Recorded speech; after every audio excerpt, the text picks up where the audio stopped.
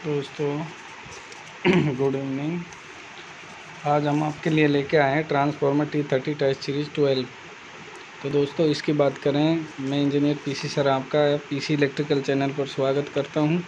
तो इस test series की बात करें दोस्तों, तो ये इसका जो टॉपिक है आज, जो इसमें क्वेश्चन है वो रिलेटेड है ट्रांसफार्मर के समांतर संचालन, पैरेलल ऑपरेशन, और ट्रांसफार्मर जब नो लोड पर कार्य करता है तो उससे संबंधित क्वेश्चन है।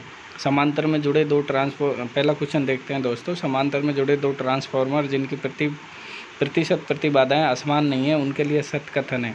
तो दोस्तों क्वेश्चन बड़ा घुमा के हैं, वो कह रहा है पर यूनिट इम्पीडेंस असमान नहीं है तो कैसा है दोस्तों, समान है। वो कह रहा है पर यूनिट इम्पीडेंस असमान नहीं है तो कैसा है, समान है। तो उसके लिए सत्य कथन है सेकेंडरी शॉर्ट सर्किटेड होगी, एक ट्रांसफार्मर पावर फैक्टर लीडिंग जबकि दूसरे का लैगिंग होगा, एक में आयरन लॉस अधिक दूसरे में ताम्र हानि अधिक होगी, वे रेटिंग के अनुसार लोड का विभाजन नहीं करेंगे।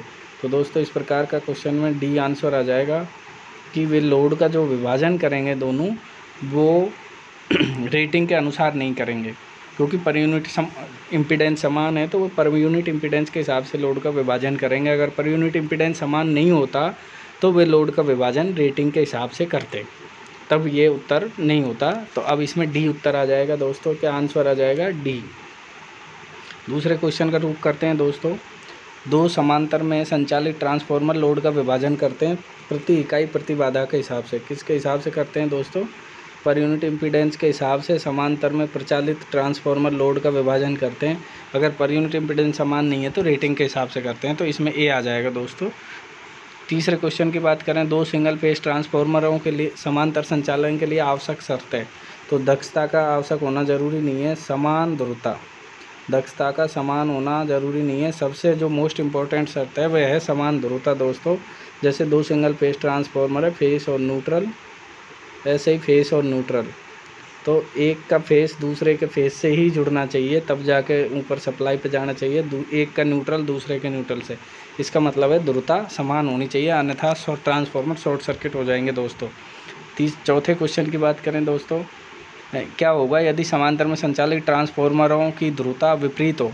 अगर ध्रुवता समान नहीं होगी तो दोस्तों ट्रांसफार्मर क्या हो जाएंगे, शॉर्ट सर्किट। तो फोर्थ का बी हो जाएगा।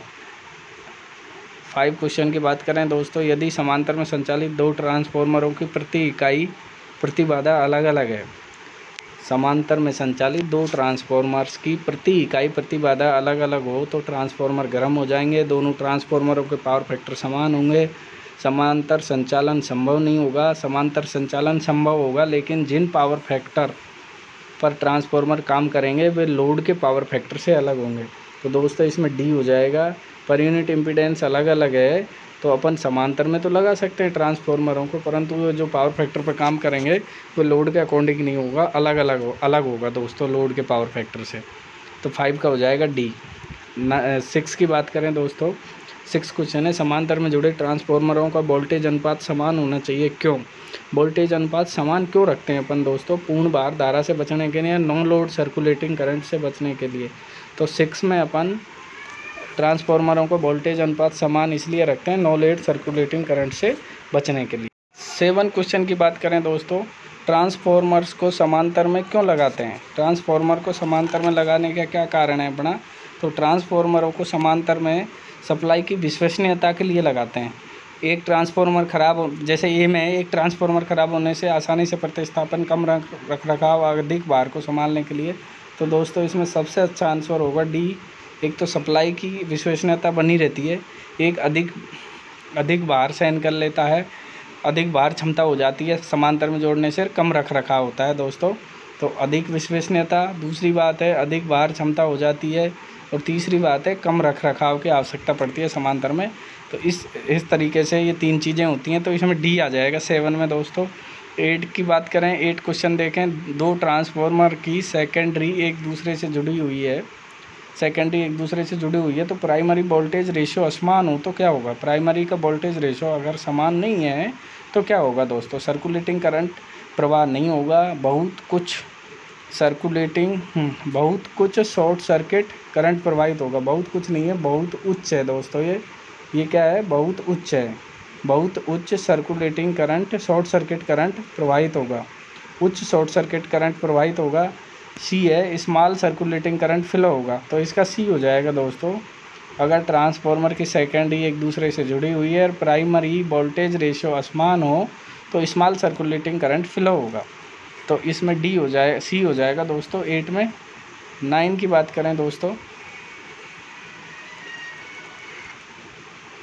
9 क्वेश्चन की बात करें दोस्तों, तो 9 देखें, नो लोड स्थिति में प्रवाहित सर्कुलेटिंग करंट निर्भर करता है। नो लोड स्थिति में प्रवाहित सर्कुलेटिंग करंट निर्भर करता है, तो 9 की बात करें, 9 में सी आ जाएगा दोस्तों। क्या आ जाएगा? 9 में सी आ जाएगा, लीकेज इम्पीडेंस वोल्टेज अनुपात में अंतर पर। नो लोड स्थिति में प्रवाहित सर्कुलेटिंग करंट लीकेज इम्पीडेंस व वोल्टेज अनुपात में अंतर पर निर्भर करता है दोस्तों।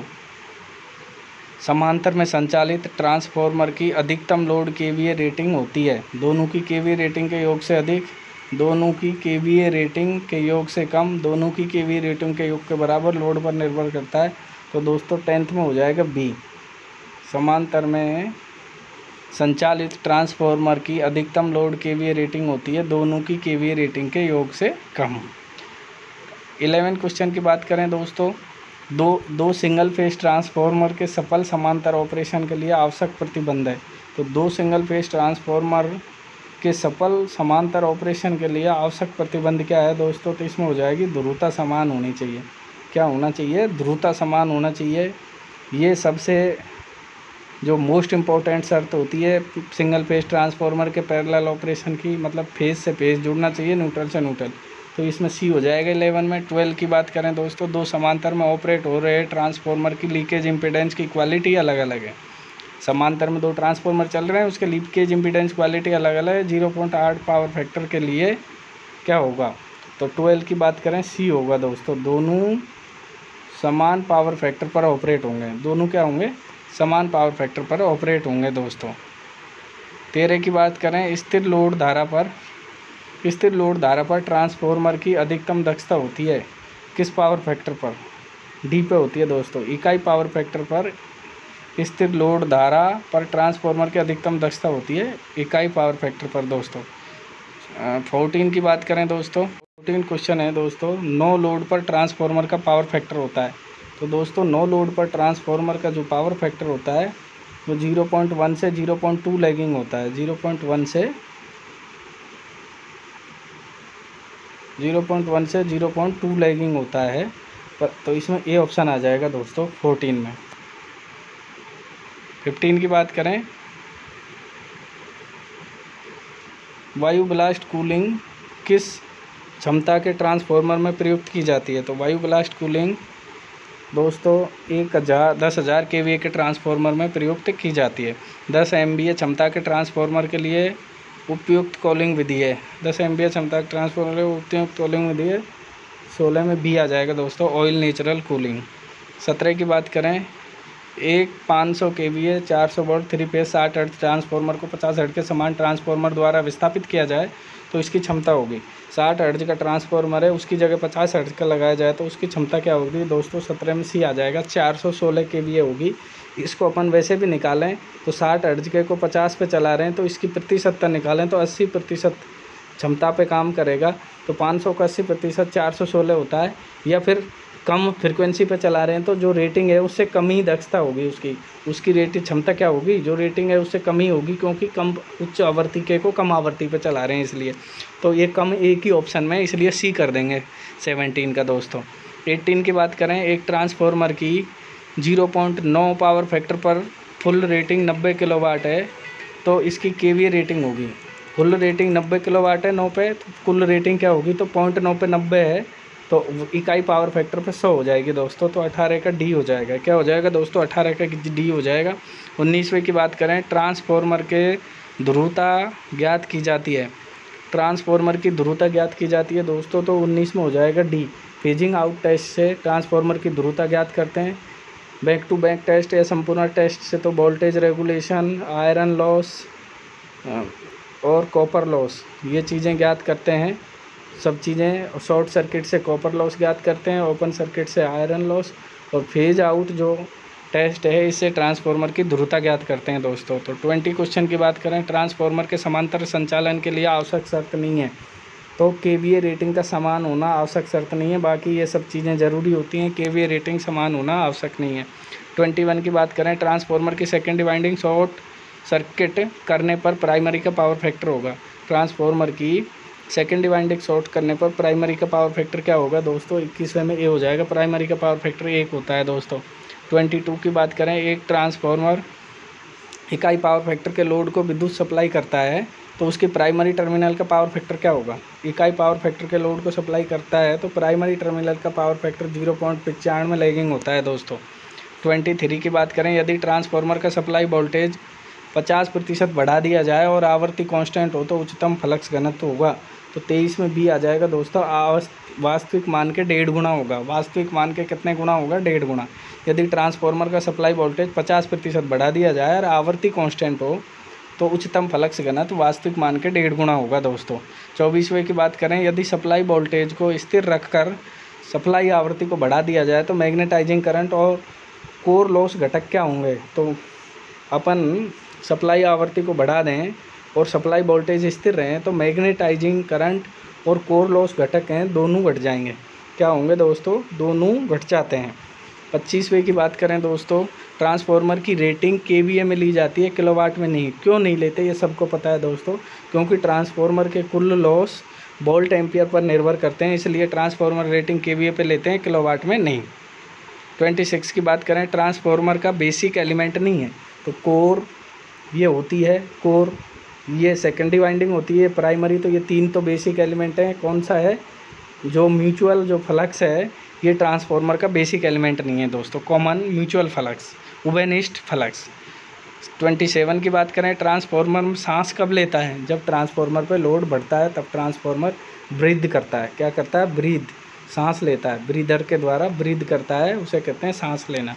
तो ए आएगा 27 का। 28 की बात करें, पावर ट्रांसफार्मर में, पावर ट्रांसफार्मर कांस्टेंट डिवाइस है, voltage constant device, current constant device, power constant device, तो मेन फ्लक्स डिवाइस, उबेनिस्ट कॉमन फ्लक्स डिवाइस होती है पावर ट्रांसफार्मर दोस्तों। तो 28 में डी आ जाएगा।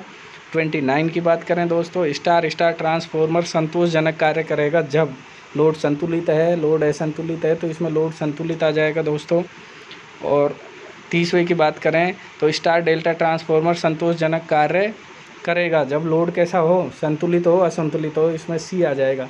दोनों प्रकार का लोड हो तो स्टार डेल्टा ट्रांसफार्मर संतोषजनक कार्य करेगा दोस्तों। यदि ये वीडियो आपको अच्छी लगी तो अपने दोस्तों को शेयर करें, उनसे सब्सक्राइब करवाएं, जिससे कि आगे आने वाली वीडियो का नोटिफिकेशन उनको मिल जाए और उनकी तैयारी भी आपकी तरह यथावत बनी रहे। दोस्तों आज के लिए थैंक यू, धन्यवाद। अगर आपको अच्छी लगी तो पीसी इलेक्ट्रिकल चैनल को सब्सक्राइब जरूर करें दोस्तों। Thank you.